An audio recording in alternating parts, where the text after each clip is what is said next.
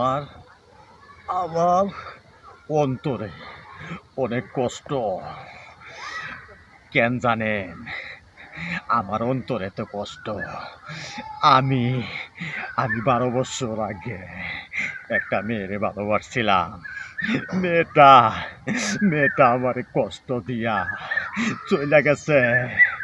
আমার আজও সেই মেয়েটার কথা বুকের ভিতরে মনে হলে ধুপ ধুপ করে গাইতা ধরায়। আমার আমার মন চায় পরে আমি খুঁজা বাই করি। ওই তুই মনে করছস আমার চাইরা তুই ভালো থাকবি? থাক, তুই সুখে থাক, তুই ভালো থাকিস।